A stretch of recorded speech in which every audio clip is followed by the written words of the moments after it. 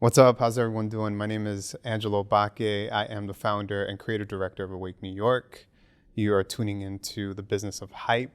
And today I have my sister, my colleague, my, let's see what else, my fellow downtown graduate. Some might say she's the downtown sweetheart. Also the Jordan 3 Vandal. Mm-hmm. Correct. Preach. Add on. Someone that has brought me an immense amount of inspiration over the years. Someone that I've spent countless time moaning and groaning about the pains of the come up. Her name is Vashtie Kola. Yes. But I say Vashtie. You do call me Vashtie. Do you want me to say, you prefer me to say Vashtie? Well, we've gone back and forth, but you're my New York friend. A lot of born and raised New Yorkers, because that's a New Yorker, call me Vashtie. I've accepted it. This is new. So Vashtie. So I guess some things have changed over the years. It's always been that way. Okay. Well, I know a lot about you because you and I have known each other for many years now. But do you mind taking a brief second and letting our listeners and viewers know who you are and what you do and what you've done? Okay. Well, my name is Vashtie. I am a DJ, a designer, an artist of sorts. I also am a director. I've directed music videos for Justin Bieber, Kendrick Lamar, Solange. As a DJ, I've DJ'd for brands all over the world, from Dior to Kenzo to I've DJ'd for Drake and Madonna. And as far as a designer, I've done collaborations with brand Jordan. I was the first woman to design a Jordan. Let's say that one more time. You were the what? I was the first. That means number one, right? Number one. Number one, okay. And I've done collaborations with Puma, with G-Shock, and recently Duna. And if our listeners don't know what Duna is. Duna is a stroller. It is a stroller that converts into a car seat with a mere click of a button. We'll get to that part, why Vashtie's plugging Duna. Cut another check for Vashtie right now for that plug. Vashtie's also a mother of two, but I think I would like to get to that a little bit later. I want to get to the origin, the genesis of Vashtie. How did you end up in New York? I ended up in New York on purpose. I was obsessed with New York growing up.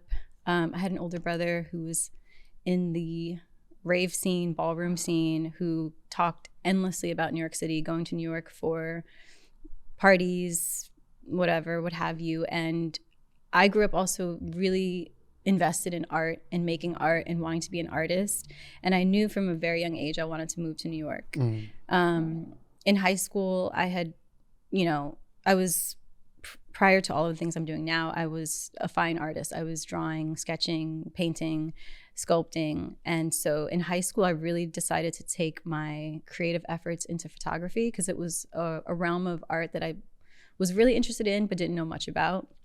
And I knew that the ultimate route for me was film school. So I studied photography and then applied to only schools in New York City and got accepted to SVA. Didn't even take a tour of it, and was like, I'm just set on going to SVA, and came to New York all by my lonesome.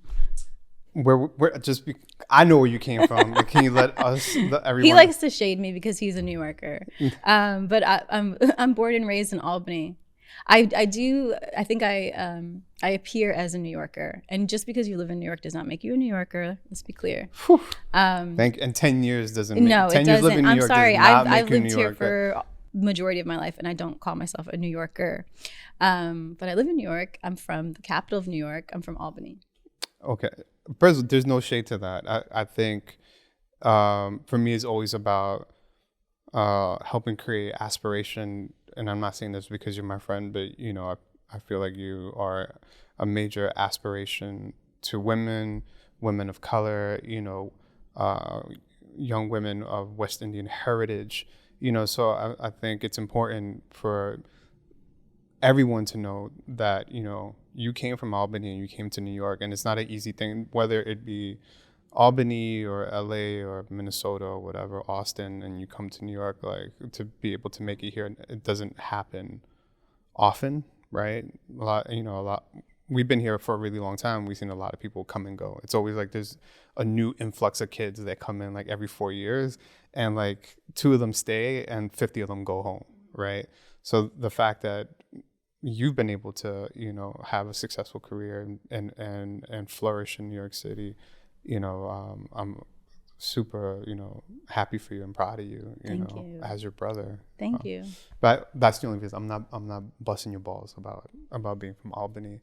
A lot of people don't know that me and Vashtie worked at Stussy together back in the year 2001. And most of y'all listening and watching this weren't even born yet. But Vashtie and I used to fold t-shirts together. And the reason why I bring that isn't so much about being able to, when I'm definitely not shouting out Stussy for free. They should cut me a check too for shouting them out. But I think there isn't enough value put into working in retail.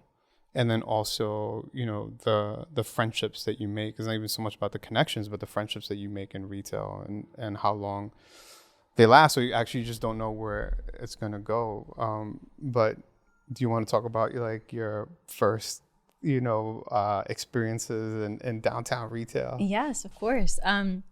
So as a dirtbag from Albany, New York, I grew up invested in all of the things with art, but with also skate culture. I had a brief stint in skating and realized I needed my wrists and hands to make art, so didn't last very long. But, you know, when I was younger, I was going to the skate shop, the local skate shop to hang out, the local record shop to hang out. And when I moved to New York, I just did all of the things I did in Albany, but just in New York. So I would go to Fat Beats, which RIP was a really great record shop. I would try to hang out at Supreme. Didn't really, you know, it was a different temperature then. And let me just really preface this, that like that era of like 90s, 2000s, it doesn't really exist now. And I feel like you and I can talk about that, where it was like, you really had to prove yourself. You couldn't just walk into any scene or any like crew of kids and just be accepted. Yeah. It was, you had to be vetted and you needed to have like some introduction from someone else. I actually had an introduction through Stephen Callis, who, thanks to him, introduced me to Aaron. Anyway, you asked how I got involved in working at Stussy. And so at that time, I really wanted to work at Supreme.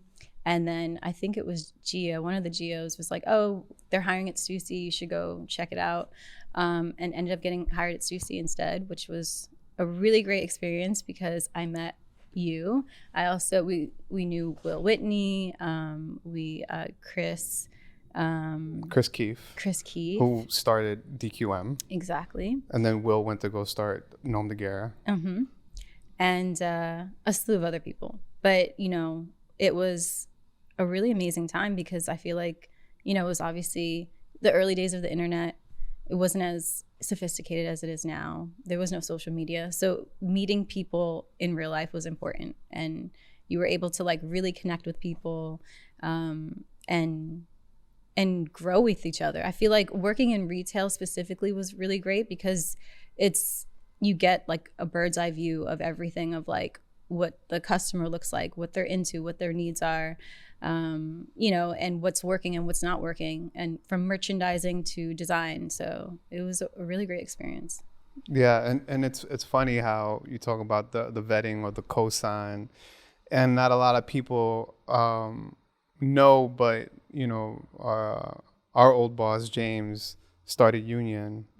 And then he opened up Stussy, and then he opened up Supreme. So those 3 stores were pretty much like a farm system of like young talent and like downtown kids like from all the boroughs. And it was kind of like this like hierarchical fucked up system. And like Stussy was like bottom of the totem pole. Like if you worked at Stussy, you didn't get invited to like all the cool parties, you know. But like I remember when you and I like finally got like that cosign from like Chris and Nasty Neil, and it was like, oh, we can go to Max Fish now. Oh, yeah, it's like, yo, Vash, we can go hang out at, like we got the green light to go hang out at Max Fish. It's true. Yeah. You know, I just finished interviewing Kim Shui, and she is also a product of immigrant parents, you know, like me, like you. And I remember vividly, you know, it wasn't easy to tell my mother I wanted to pursue the arts. You know, what was that like, you know, having to have that conversation with your parents, you know, that you wanted to pursue filmmaking? Yeah, I feel like my parents didn't understand it, and they still don't. Recently, my mom asked me if I did catering for a living, because I was like, why do you think I do catering? And she's like, because that's events or something. Now, I'm not trying to be like, make fun of my parents at all, but like they're a different generation. They come from a different country. You know, there's a lot of various factors that, you know, that are between us. So, but yeah, I didn't also have a really close relationship with them. So I feel like when I was like ready to go to New York, I was like, I'm out. I didn't really fully need their approval or anyone's approval. I feel like I was really just set on what it was that I wanted to do. And I was like very certain of it. And to the point now, as like an older person, I'm like, wow, that certainty, that like being like completely unknowing, like, am I gonna make it? Am I gonna survive? Like going to a city like New York and just being like set on it. Like I would love to have like more of that now, because I feel like, you know, you become wiser. You became, you know, you're a little bit like, let me think this over, and a little bit more discerning. But I feel like, yeah, I was just certain I needed to move to New York. What words of advice would you have for your 18-year-old self if you had opportunity to get a little like 3-minute conversation? Ooh, that's good. I think as confident as I was, I think I wasn't as fully confident as I would like to have been. I feel like, you know, different era, right? You walk into a scene, you can't just be like, this is me, accept me as I am. So I think, you know, you kind of like pare yourself down or like quiet yourself here and there. And especially as a girl walking into those scenes, which, you know, it's usually always male dominated, but it was probably definitely way worse back then. So I think like just having more certainty in like myself and confidence. Where did you get that self-confidence from? Because you are right, you know, even working at Stussy, I remember you were like one of 3 girls that worked in the store. And if you combine those 3 stores, Union, Stussy, and Supreme, those were the only 3 girls that worked in the company, unless you worked in the office. Right. And if you worked in the office, it was like Anna or, you know, like some kind of administrative job. It wasn't in the creative or production or any of that stuff at that time. Where did you get that confidence from? I think it was because I grew up with boys. Like I was always like hanging out with boys. I was always like the tomboy, like hanging out with like a group of skaters or BMXers. So for me, it wasn't like strange terrain. It was just like, oh, this is what I know. Like I know how to get made fun of all day long by like your homeboys. Like that was just what it was for me. So I never walked into it feeling like, I didn't walk into it in my femininity. I was always like more so like in my masculine side, I think. Yeah, I think that's interesting, because as you were saying that, you know, like even the way you dress today, right, which is like masculine, feminine, you know, this is normal now, right? And once again, I'm not saying this because, you know, I love you, but, you know, I don't think you get enough credit for creating what is normal today, right? You know, because I think still the issue is that women aren't given the same platform as us men, you know, and for example, even when we were ideating on this business of hype, I really pushed for women to be on this show. I didn't want this to be kind of a boys club or like a circle jerk, like you're cool, I'm cool. But, you know, I think it's important to give women an equal platform as the men. But yeah, I guess I just wanted to take a second to kind of like acknowledge the work that you've done, and and the norms that you broke to create new norms. But anyway, Thank you, yeah, friend. yeah. I mean, also, we do joke a lot, but like, I see the impact that you've had when I see young creative females like Aleli give you a shout out, which I really appreciate. Because without you take you out of this kind of like streetwear history or timeline, there might not be an Aleli. Cause we talked about it. She was like, I remember when Vashtie had the Vuitton belt and the Jordan 3s, and and it's like, I remember that, but cause we were all running around downtown at that time, I don't necessarily know where I'm going with this right now. Okay. Well, I appreciate that. Yeah. I feel like that time was, again, it was different. I mean, I remember like us trying to go into all the popular nightclubs at that time. In some places I could get into, in some places I couldn't. Like as a girl wearing a t-shirt and Jordans, and it's like now it is the norm. It's like that was the era of like if you went to a club, you wore club clothes. Like that's what we called it. It's very Sex in the City. Yeah. It's like meatpacking district. Yeah, exactly. Yeah, yes. But yeah, thank you. Yeah. What made you want to pursue filmmaking? And I think specifically, being a storyteller through the lens. I feel like, so as a kid, I was always really interested in art and making things. To me, it was an escape. I grew up in an immigrant household, but I also grew up around domestic abuse. So for me, it was an escape. Me being able to like draw a picture and imagine myself in that picture was like relief.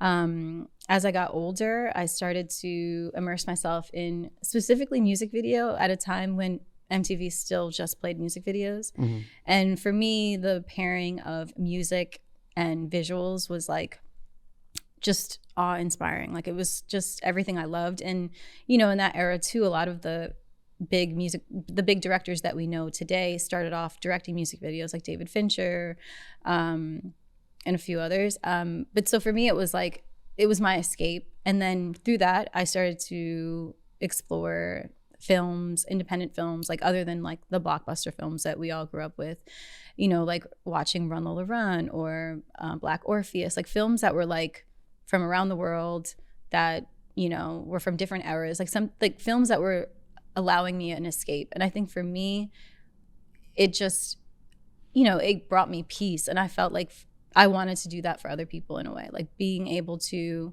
connect with other people through a visual medium.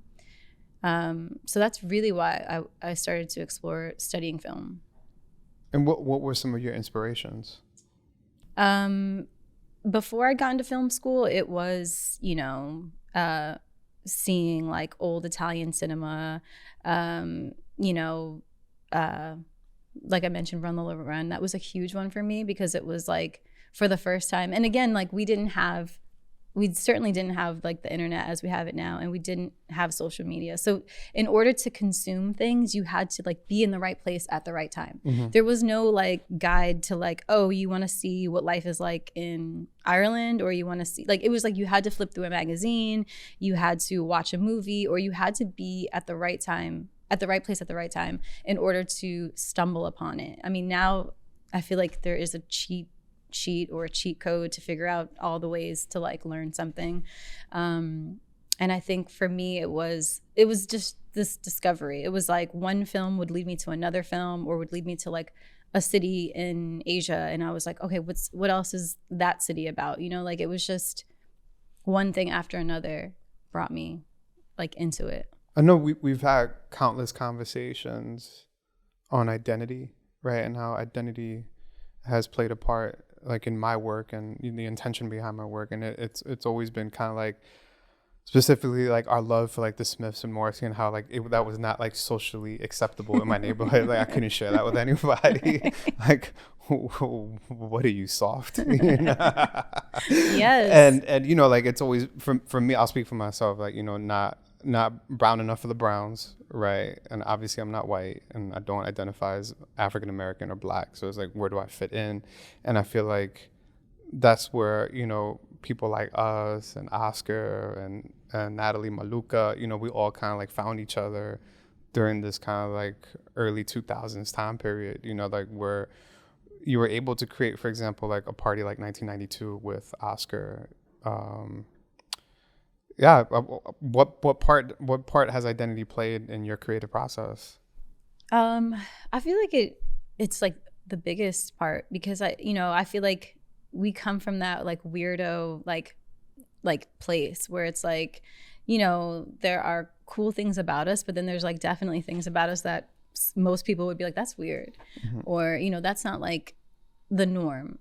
So I feel like for me, I'm always searching for how to make things authentic to my voice and to me. But I think that's why we do what we do, and why, you know, we're here in front of everyone here. So you started 92, and then I'm going to jump around a little bit. Then you started Violette, right? What was the inspiration behind starting Violette? So for me, it was the fact that like I'd always wanted to start a brand. So, okay. And it sounds like a lot, right? But I feel like that's the norm now. We all want to do the same thing. So it's like, as a kid, I was like into art. I was into fashion also.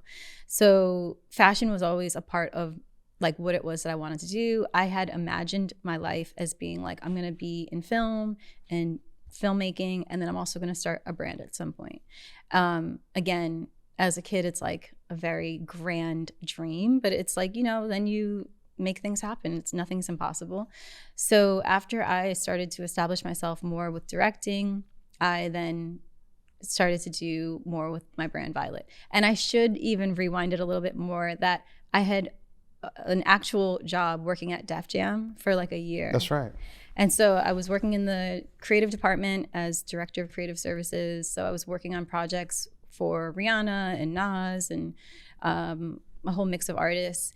And I decided to leave that job. And it was like the first like real adult job that I had. And at that point I was like, okay, if I leave this job, I really need to do everything I need to do, because I don't want to live in regret. And then I also didn't have like a job, so I needed to do something for money. So it really put it put the heat on me to get things going. So I started my brand in 2007 with the focus, because for me, I always wore boys brands. You knew me. So I was always wearing like Supreme or Stussy or whatever. There wasn't ever a brand that fully represented me as a girl. And I wanted that. And I wanted something that was, at the time, no one was using the phrase gender neutral or gender fluid or whatever it would be right now. But so that was really it. I just wanted a brand that like represented me without having to just only wear boy brands all the time. Right. And then also just context, because there's so many now Black and brown owned,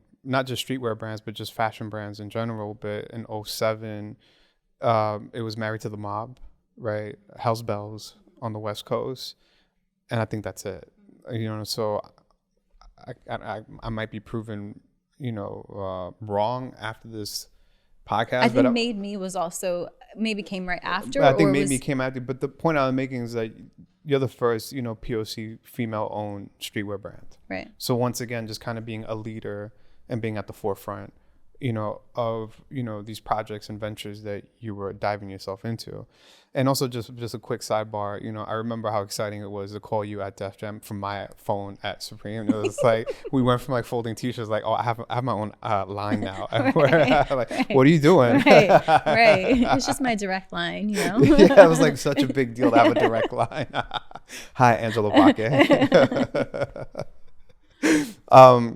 But yeah, you know, that's once again, it's huge to acknowledge that, you know, that, you know, like once again, that's the norm now, and it wasn't the norm in 2007. And I also feel like at that same time, you know, you started DJing. What pushed you into DJing?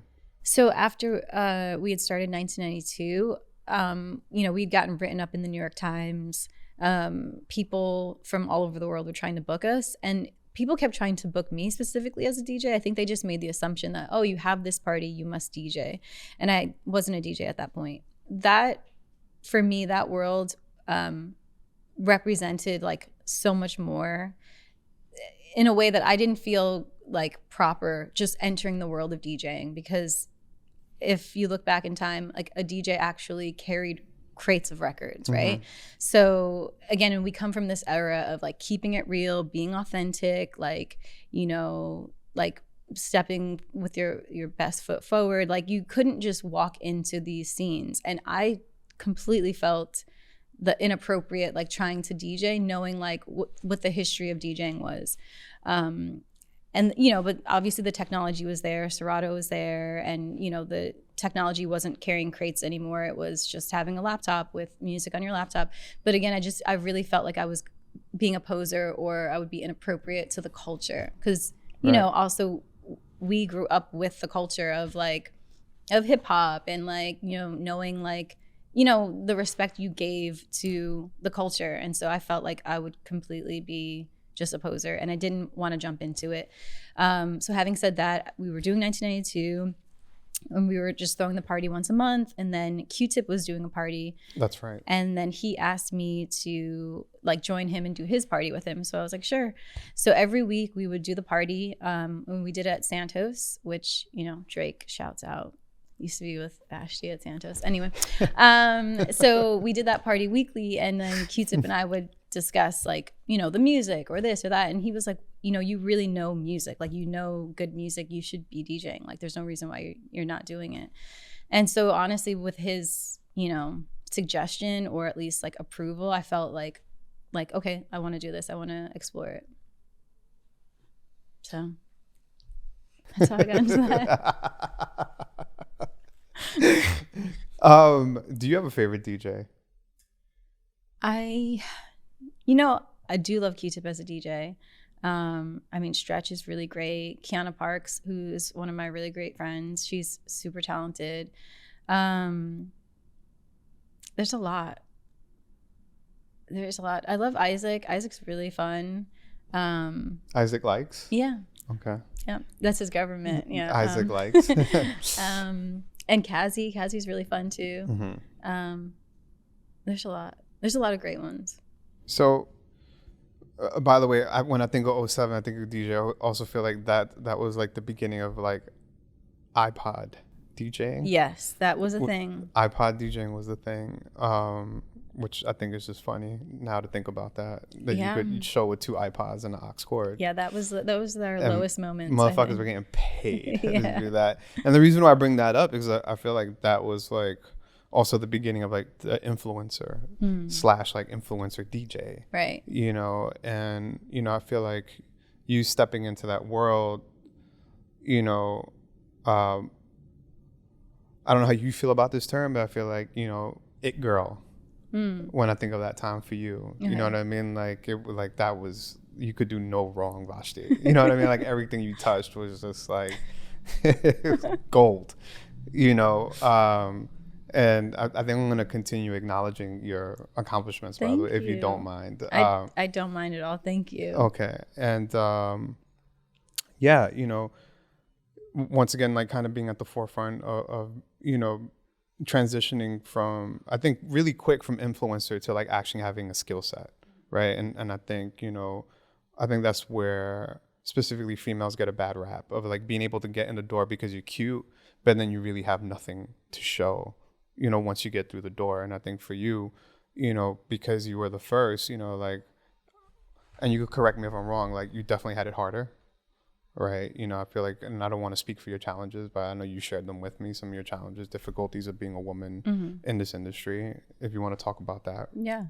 I think also at that time too, like for me to have the moniker of It Girl was huge. It was like a big deal. I didn't take it lightly. I was very like fortunate and happy and excited to have media publications, like print publications, give you that moniker, because that was a big deal. I also felt like it was so important because at that time, the It Girl, from my perspective, was mostly, you know, white girls, which, in no shade to them, it was just like that was the market. It was like cute white girls who also came from like, you know, a notable family. And then, you know, I'm someone who comes from a family of essentially no name, no name to mention, or nobodies. And, you know, to be able to like make a career for myself, first and foremost, pay my rent, Second of all, to be able to like work in the field that I had chosen and to be acknowledged for it was huge for me. And it wasn't easy. It took time. I think that like, you know, I'm happy that it's turning around for other people also, because there are other women who are killing it in their field, who are being acknowledged in really important ways. But yeah, it was definitely a tough time. Yeah, and I think, you know, because I remember we used to share like our love for like early 90s New York and like kids, and specifically like Chloe Sevigny and like Chloe Sevigny when I think about at that time, because you're right, like I think we should contextualize what you're talking about, you know, like you know, if we were talking about like It Girl Downtown, it was like either Chloe or Jen Brill, right? There was no Vashtie Kola, right? Yeah. So once again, it's just like you definitely, I felt like, bum rushed the table to be like, nah, this is it. But then also like brought some of us dirt bags with you, like, yo, Angelo, I'm chilling at the studio, you should pull up, you know. Right. All right, so, you know, Violette comes about and you start DJing, you start traveling, you know. I think also around that time, I don't want to say like you left us behind, but I feel like you started growing and kind of like your network started growing and like the gigs got bigger. Like at what point were you like, I'm actually really doing this, you know, like I've transcended downtown New York City? Wow. I think it was, it probably hit me when I was doing a job. I was DJing for Puma and I was opening for Future in Vegas. And then I was like, I woke up and I was doing a conference call. And then I was like, oh, I'm getting ready to also then fly to Paris to meet with the Puma team to design this collection, and then also DJ for Chloe and attend Fashion Week. And I think it was that morning I was like doing like a Snapchat, and because I was constantly Snapchatting at that era. It was like 2014 or 15. And I think that was when it really hit me of like the huge transition. Like I had felt like I had made it before, but I feel like that was like, wow, I'm like a grown up and I'm on a conference call. Like just, you know, like we don't come from those worlds, right? Like my parents, my mom worked at a nursing home. My dad was a car mechanic. Again, they don't understand what it is that I do. Like, you know, there's no, even on a basic level of like, we don't talk about investing or, you know, business or like none of those things. So it was like all of the things that I had learned up until even just now is just like things that I absorbed from other people, mentors or people that like I've just seen and just wanted to like mimic or mirror them. And now I'm like doing it. And it's like, and I'm still sometimes like, wow, like it's like real grown up things. Like it feels so fascinating. Yeah. You know, I think the consistent thread amongst all my friends that, you know, we've been on the come up together since the year, you know, like 2099. I think what we all have in common is hard work, because, you know, we met in 01 and now you're saying basically 14 years later, like 2015 is when you feel like you've made it.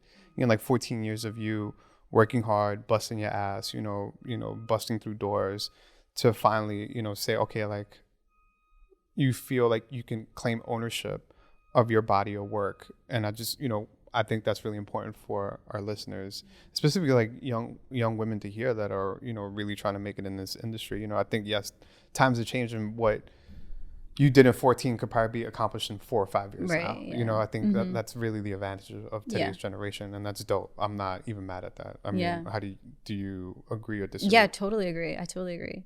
I think, you know, for me, it was also like, you know, along those years, I definitely felt like, oh, I've made it, or I've done this, or I'm able to do that, or, you know, like, you know, again, just being able to like take care of yourself and, you know, feed yourself and do all the things that you need to do was like, oh, that's an accomplishment. And then you get to another stage and you're like, oh, I did this job, but like maybe the terms sucked. And then you get to another job and you're like, oh, now the terms are much better. And then now it's like, now I'm at a point in my life where it's like, oh, my legal will review that contract. You know, it's like, it's so many of these moments where it's like, oh, wow, like you're getting closer and closer, or you're growing, and you're evolving. I think like, you know, as you go along, it's like, it's one step closer to, you know, to the end point, but not even. I think the journey is like, is the success. It's like just doing it, like getting it going and moving forward. And yeah.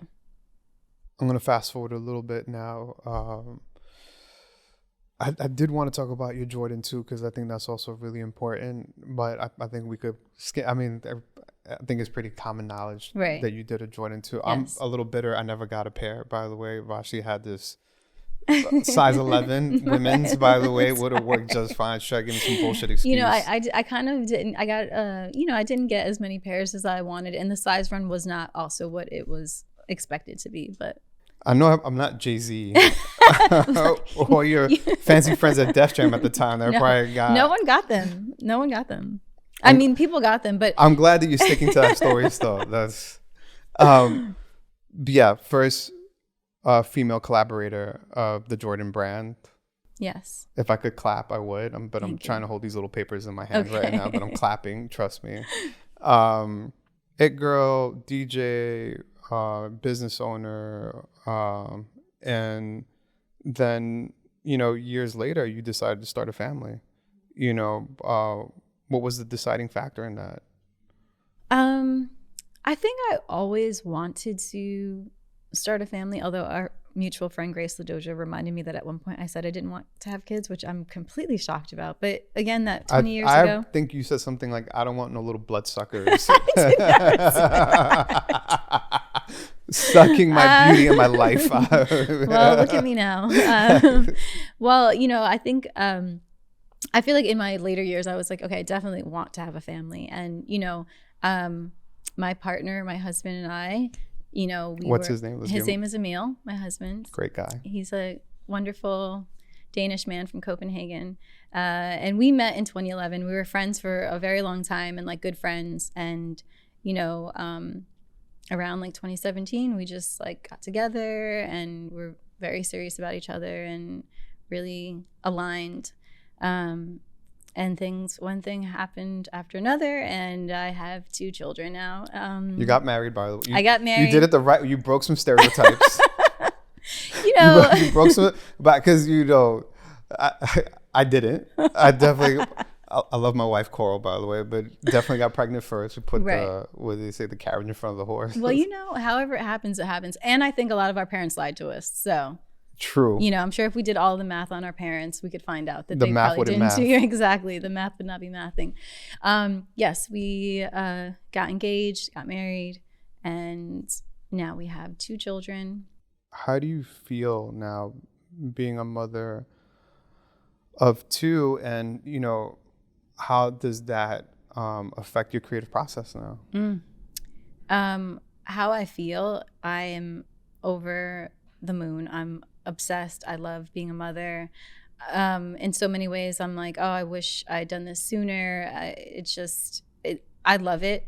And on the other hand, it's a lot of work, and I have nothing but respect and concern for all the other mothers, especially single mothers and mothers doing it on their own. And so I think immediately it's just like, I could talk at length about it, but I won't.